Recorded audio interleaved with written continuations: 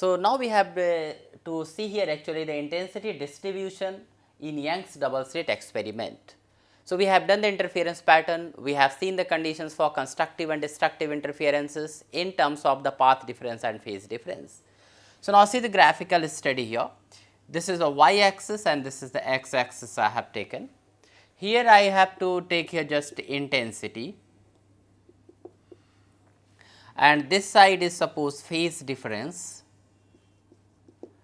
So, the intensity pattern is obtained something like that.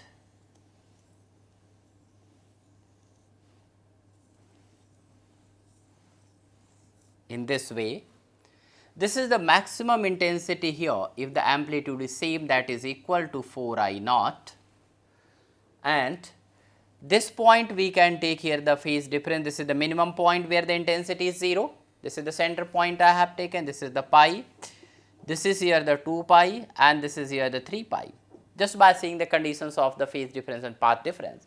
Similarly, here we can write pi and 2 pi and that is here 3 pi.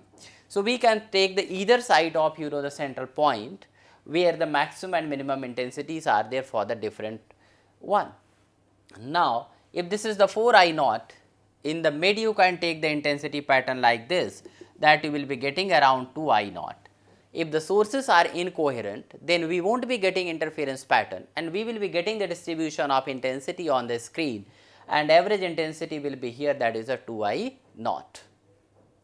So, now see here the energy distribution in the interference pattern.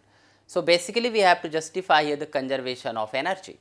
So, we know it, I max is equal to, that is A plus B whole square, already we have done this equation, I min is equal to A minus B whole square. So, if you get I average, that is I max plus I min divided by 2. So, we will be getting that is here A plus B whole square plus A minus B whole square upon 2.